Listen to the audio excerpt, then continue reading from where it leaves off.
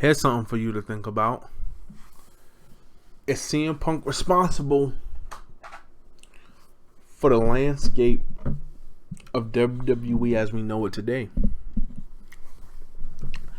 Now, I'm not saying he's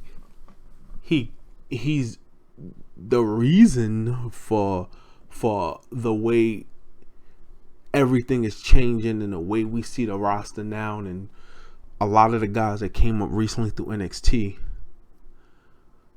But is him walking out and then doing a podcast which caused fans to get the backlash and voice their opinions along with the Daniel Bryan stuff, all that ties in. Is that all linked back to him? In my opinion, I think it is. Not to mention the make Roman look strong comment, the Ryback being a dumb fuck comment, the Triple H heat, the Stephanie see, it's crazy when you think about it. I say CM Punk, and he's not worried about professional wrestling right now. He's doing UFC. Will he ever fight in UFC? I don't know. That's not what this commentary is about. The day that happened, I'll be up here reviewing it and giving my opinions on it. But the main topic is, should he take credit? Or not even take, because he's not gonna, he doesn't care. Should he be given credit for the change we see in WWE? And this can go back even further. Look at the way they bring in these newer guys now. They're bringing in guys basically with the way we seen them get signed. They're not changing stuff around. They might change a name here or there, but they're not changing much about them. And of course, certain moves won't be able to get performed and all that. I understand that, but a lot of it pretty much is staying the same. Finn Balor or Hideo Itami. Of course they're changing their names, but after that, then what? Everything is the same.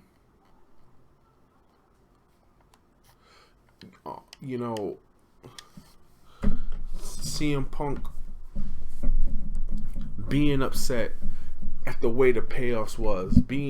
Got guys like Ryback who's on his way out, by the way. As of this recording, I don't think we'll ever see Ryback back in WWE. And if we do, it won't be for long. I don't if they bring Ryback back, because he's off of TV right now as of this recording. If they bring him back, that means they have to meet his demands, and he ain't that fucking important to have his demands met. I'm sorry, he really ain't. Ryback is not that important to have demands met. This guy got multiple pushes, and I'm not saying he didn't try his hardest, but he didn't make use of every one of them. And what I mean by that is, I'll go with the most recent face push when he was the Intercontinental Champion. It just was corny. Like it was nothing different. I know towards the end of that he changed his attire and all that. That was too late. The Feed Me More stuff could have stayed. And who's to say that he didn't ask for certain things to happen and it didn't happen? But I can only go by what I seen. I don't know what was said behind the scenes. But Ryback had multiple pushes, got multiple chances, and didn't do much with it. So then he's upset, and he tried to base the whole fact of him being unhappy and wanting to leave on he was tired of the underneath guys not getting the same payoffs as the top guys. That was one of his concerns. But I didn't. But was he complaining about this when he was headlining Hell in a Cell with Punk? Was he complaining about this anytime after that, or did this the complaints just start when he was at the bottom? Did the complaints just start after when he got punished, and being held down because he said himself he had a bad attitude? So he was put with Curtis Axel, and they kept losing. I don't even know what that was about. Why Axel got punished for it, but long story short, he got punished for that. And then they did something with him. Did he complain that other guys actually should be up there with him? Other guys should also. Or was he just worried about himself? I'm venturing off on this topic, fucking talking about right back, because that's how ridiculous it is. That's how ridiculous it is. I gotta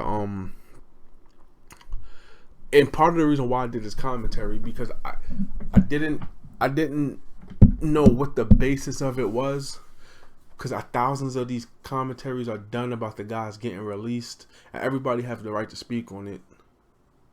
But this also ties back into CM Punk, with all these guys getting released. Not these specific set, but it ties back to the fact that room has to be made for the guys being brought in. And a lot of the guys being brought in are guys fresh off the indies, guys jumping, getting away from TNA. That's a whole nother subject. But that's what the main basis of this commentary is, because they're getting rid of the guys that was just sitting there collecting dust, taking up spots on the roster, and then making room for guys who will do something and will be something. And this all goes back to when Punk did the walkout and Daniel Bryan took the spot, and the fans took the Bryan. We took the Bryan because Bryan was our hope. Other than Punk, Bryan was our hope. Now we have AJ Styles after Bryan tragically had to retire. We got AJ now. We got Sami Zayn. We somewhat got a Dean Ambrose. We got guys.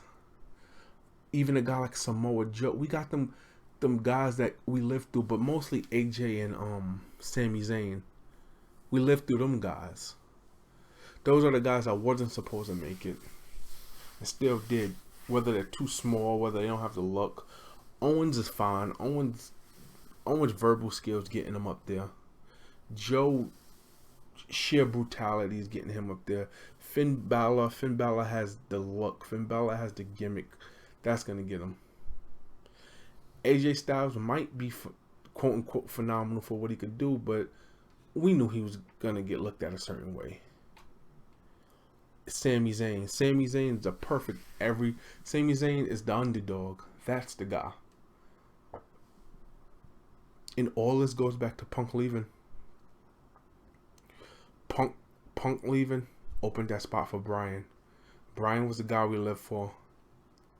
Bryan got hurt. We got to find somebody to fill that void for Bryan. So we signed a bunch of guys who took the same path as those two. The landscape of WWE is completely different. The way WWE looked 2.5, 3 years ago is nothing to what it looks like now.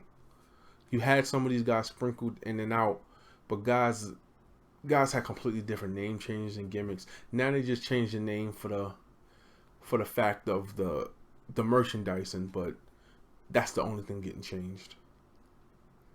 I think it's amazing what's going on with WWE. And that is my question. Is CM Punk solely to blame for it? Will he be given the credit for it? Not to say whether he'll come on Twitter or say he's the reason for it, but us as fans, can we give Punk the credit for it? I think we can. Y'all let me know. This is just the start. Like, comment, subscribe, spread the word. Let everybody know why you love pro wrestling.